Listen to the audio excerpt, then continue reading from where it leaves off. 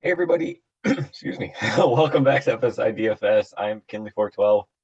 We're looking at this 14 game slate here tonight. A monster slate. I think it's going to be 13 games though. I don't expect this Philadelphia Washington game to go forward. The remnants of the hurricane are going to be blowing through, and I just don't see any way that they get it done.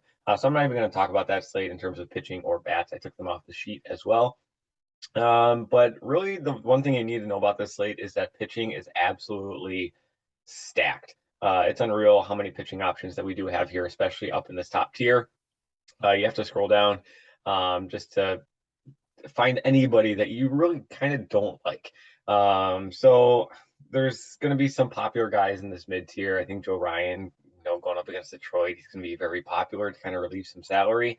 But this top tier is absolutely loaded. So we'll just kind of go through the pitchers, a little bit on the bats. Sorry, I'm getting this video out a little bit later. It's been a pretty hectic morning for me. But yeah, so this is kind of where things shake out for me. DeGrom, I still think is a top option just because of how good he is.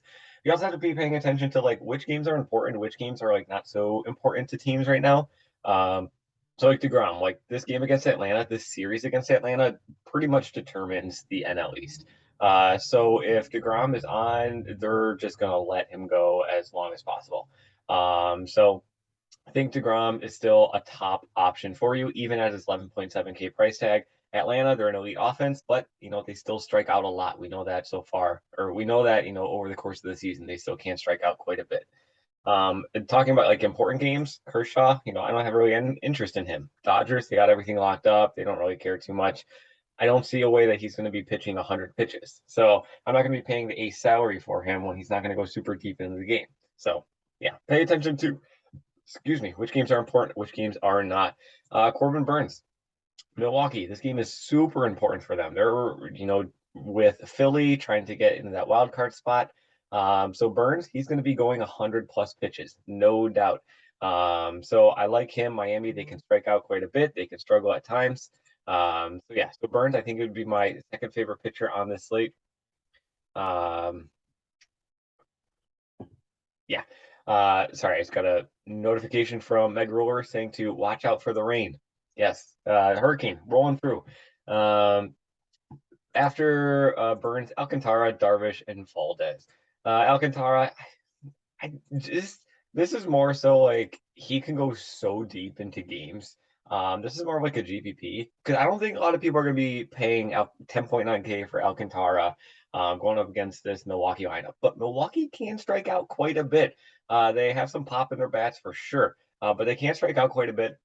10.9 price tag on the road. It's scary, but he is a pitcher who can go a complete game, 9 innings, rack up 7+ strikeouts and get you 30 some DK points. So I think he could be a great GPP pivot for you.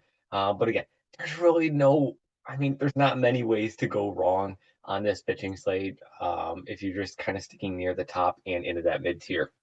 Darvish and Valdez. Darvish has been amazing as of late. You can kind of see through the logs here, his strikeout rate has gone up. He's finally figured out, that woeful first inning issue that like has plagued him for so long. The first 2 innings, he just struggles. But then like he gets into a groove and he's like unbeatable innings like 3 through 6. It just seems to always happen, but he's figured it out. So in turn, his fantasy production has certainly gone up. Valdez going up against Tampa Bay is kind of like the leftovers. If you want to go him in GPP, sure, go for it. But I'm not super, you know, I'm not going to be putting him into my cash game lineups. That's for sure. In the mid tier, Ryan, he's a guy that certainly stands out. 8.6K, a guy, with his strikeout upside going up against Detroit as a right-handed pitcher. We love it. We love it. So Joe Ryan, I think he's probably going to be one of the most popular options in this mid tier. But I mean, you can make a case for a lot of these guys. Max Fried going up against the Mets. Max Fried is a guy we were paying 10K plus for in previous slates. He's been kind of 9K, mid 9 above the entire season long. Now he's 8.8. Again, like DeGrom, this is a game that is vitally important to Atlanta. If Fried is doing well, he's going to go as far as possible. You can see they've put him 110 and 107 pitches in his past 2 starts. Is it a little concerning? maybe, you know, pitchers don't really go that long anymore. But he's doing well. He's going to go super deep into the game, so he's got a really high ceiling for him there. Gilbert for Seattle, another team fighting for their playoff lives. They got Baltimore that's trying to chase them. Gilbert, he's got the upside, 8.4K. He's got a great matchup against Oakland. He can go super deep into the games. He can easily get you mid 30s at an 8.4 price tag. That can really, really open up things for you. I feel like I'm just hyping up every pitcher because that's how loaded this slate is. But Ryan, Gilbert, and Fried, I might even put Gilbert above Ryan, to be completely honest. But man, right, he's against Detroit. They do so well. Brady Singer, he's been doing very well so far this season. He's got a nice matchup against Cleveland. They don't strike out a whole lot as a team, I will say that. But still, it's a nice matchup. 8.2K for Singer with the form that he's been in. I don't mind it at all. And then Merrill Kelly going up against San Francisco. Sure, you can round it out there. That's fine, but probably not going to be going with Merrill Kelly. But if you're going 150 lineups, he can certainly be in play. In the cheap tier, Flaherty. He's the guy that really kind of sticks out for me down here. Where is he? There he is. He's got the best matchup of pretty much anybody down here. He's kind of seen, I mean, well, he's back. He's back from injury. You know, he's getting the full pitch count. He had that like extra rehab start. If you guys remember back earlier in September, they gave him like extra rehab so that when he did come back, he could just go, you know, the full distance. But with his strikeout upside, with this matchup, only 7.4K, they're getting him ready for the playoffs. I can see Flaherty having a pretty nice, pretty long leash and doing pretty well in this matchup. So if you do have to go cheap tier, I think Flaherty's probably going to be my top option. Other guys I could be interested in would be Detmers going up against Texas. Who else did I have? Savali, and then it kind of like drops off. After Detmers, I'm not really super interested in. Savali maybe, Cobb maybe. But yeah, I think everybody else is just kind of like, no, thank you. So pitching is loaded. Again, DeGrom, Burns, probably my top two options. Then a little bit of a drop off. Alcantara is going to be probably one of my favorite GPP plays on the slate because I don't think anybody's going to be playing him at all. Darvish, he's been doing great as of late. In the mid tier, Ryan Gilbert, I think are probably your top two options for sure in this mid tier. Fried, probably the top like GPP option, just because I could see him, you know, like I said, if he's doing well, the match is saying go for it. You're going up against DeGrom. We need you to do well. So yeah, and then if you're going super cheap, Flaherty.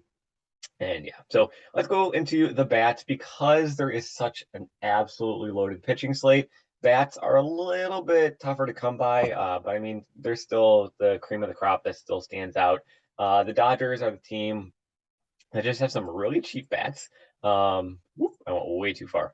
That's some cheap bats going up against Chad Kuhl. Chad Kuhl really struggles against both sides of the plate, but he also struggles against lefties. They have a lot of lefties in their lineup, or that they could put in their lineup. You know, guys like Bellinger, Joey Gallo, 3.3 and 3.2 for those two guys. Super cheap, very affordable. Those can be like two guys that can really open up your lineup and get you like two higher price pitchers if you do want to go in that route. Freddie Freeman, obviously, would be in play, but I think given like the value that is on Dallas on the Dodgers, the value combined with going up against Chad Kuhl, the lack of kind of other options, they're going to be the top team on this slate for me. St. Louis and San Diego kind of rounding out behind them. I mean, we know who the cheap guys are for St. Louis by now, so far this season. But St. Louis, it's the dreaded game of Pujols or Goldschmidt. Who are you going to choose? I feel like I say this every single video, but St. Louis just has so many good like mid-priced options in their lineup that I think they're just like one of a better stack, just like any given night. And now they're going up against Oviedo, who can struggle. You know, he's not a stud pitcher by any means. So St. Louis, love them. San Diego for sure.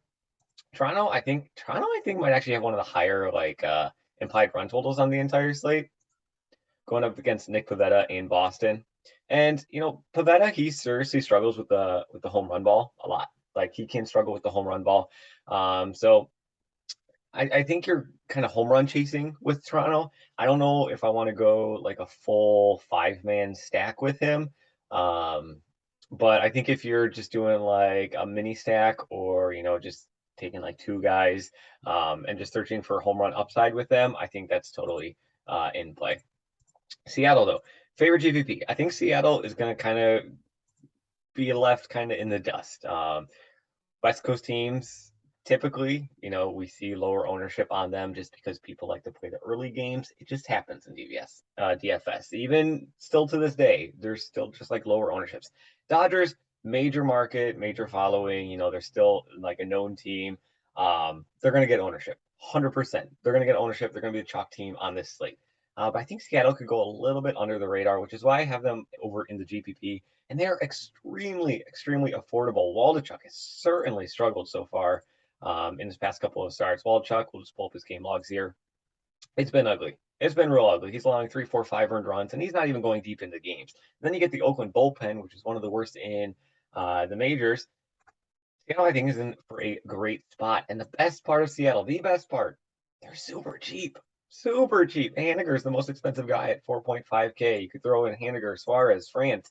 Dylan Moore, he's projected leadoff, 3.1K. You get a nice righty-lefty matchup in there. You could do a nice 4-man stack right here. Pair them with the Dodgers. Because again, GPP, it's not about like being different at every single position. If you're just different in like 2 or 3 positions, you can still have a very chalky lineup and just kind of separate yourself in this direction. So I do think Seattle's probably one of my favorite GPP plays on this slate. The Yankees, obviously, throw in Aaron Judge, throw in some of their bombers. Here we go, pull them up. Throw in some of their bombers going up against Lyles. Lyles has certainly pitched below expectations, at least my expectations so far this season. This is a great spot for Judge to hit number 62 for sure. But at 6.5K, you're going to be really tight on salary, especially if you're throwing in some of those top tier pitchers that we want on this slate. Baltimore kind of round things out with GPP. Cheap guys, Minnesota and KC. KC's got some really expensive guys like Bobby Witt, 6K now, and Barrett's 5.3. But after you get past those guys, you're quickly into the 2K range for the rest of their lineup. So I do think KC going up against Savali, who really doesn't scare me too much as a pitcher, and shouldn't scare you too much as a pitcher. But then Minnesota, I think, is better just overall. If you want to go like with a big cheap stack, a team that you compare. Correa for sure at 4.8, Miranda at 3.5K. He's going to be a fantastic option for you. First base is loaded. There's so many first basemen that we want to go. So maybe you don't go there. But I think Miranda at 3.5K is a fantastic option. Just everybody else is cheap. Everybody else is cheap on Minnesota. So this is kind of where I have things shaken out. There's still more research to be done for sure. This is not like the final where it's going to be. I might throw some pitchers here and there. But this is kind of just the overview. DeGrom, Burns, I think, are like your top two. Alcantara, Darvish, kind of like the next tier. And then Valdez kind of round things out in that high salary. Ryan, Gilbert, Fried, I think like there's like this is it in the mid tier, and then a bigger gap down to Singer and Kelly. But Ryan, righties against Detroit, we love them. Gilbert fighting, Seattle's fighting for their lives. Atlanta's fighting for their lives. Gilbert and Fried, I could see going very deep into the games and could have some upside with that there. Flaherty, Detmers, I think in the cheap tier, and then a big gap and Savali on down. So that kind of rounds things out. Hopefully this helps guide you in the right direction. I know I didn't give very many specific plays today, but it's just such a massive slate. I don't like to give specific plays just because there are so many different routes that you can go. So find what you like, find the lineup that you like. Hopefully you win a lot of money. We're kind of approaching the end of the season here. So yes, that kind of wraps things up. As always, thanks for watching. Good luck in your contest, and we'll see you in the next video.